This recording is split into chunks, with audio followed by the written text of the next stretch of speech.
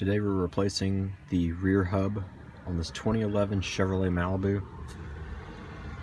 This one is the culprit, but it's recommended that you change wheel hubs in pairs. So I already did the passenger side rear, and the driver's side is the bad one, which you can clearly hear. Also, I noticed when I was trying to take the wheel off, it was struggling. It almost looks like they welded it back on there.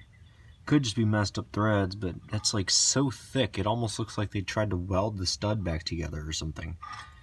Anyway, doesn't matter. Lug stud's ruined, and the hub's getting replaced, so, you know, it doesn't matter.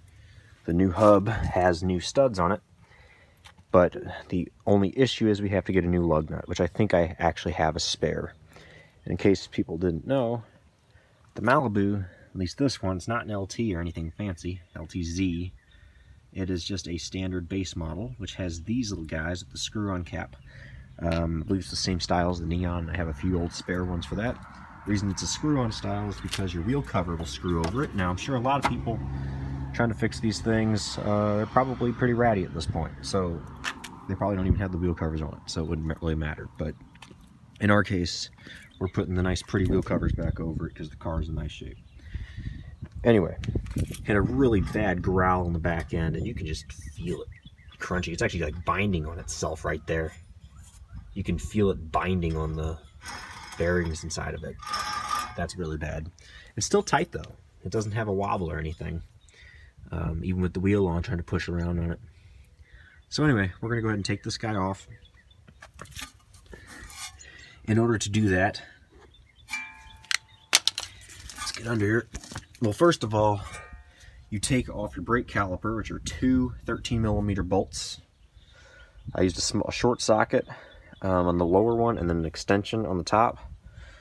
And then you just take off your rear disc, which we had the little OEM pins because they've never been removed before. Because the car only has 111,000 miles, and so the rear brakes have never been touched.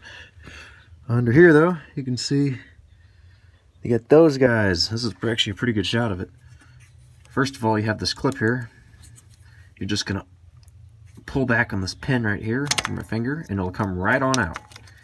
Then you have these four guys.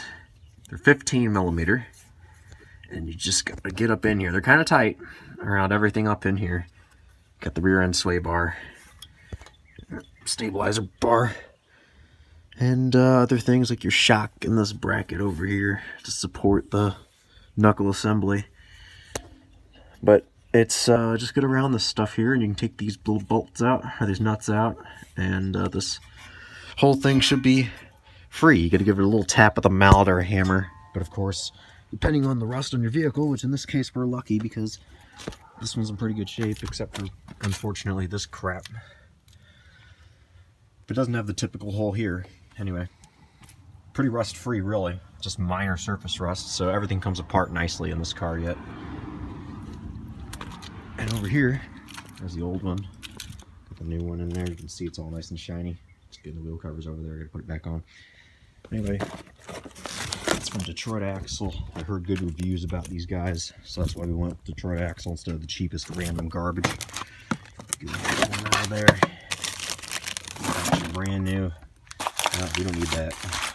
Honeycomb style cardboard. Let's see our brand new hub.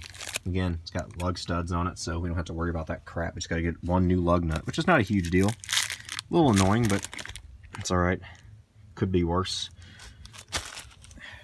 Anyway, I'll update you guys.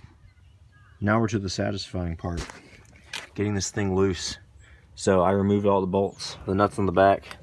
Now we're ready to use my Break It Loose 3000 crusty ass hammer. There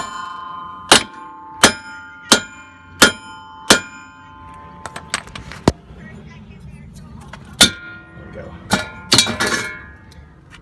Perfect. Now you gotta remove your brake shielding here and put that on your new one to put up in place. So very carefully, sit it down, get a new one open. Ah, yes. Brand new parts on a crusty vehicle. Just the way I like it.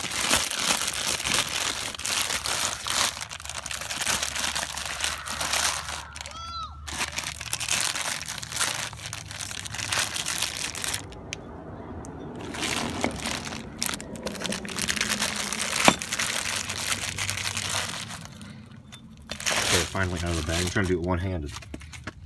Now, set her on the top carefully.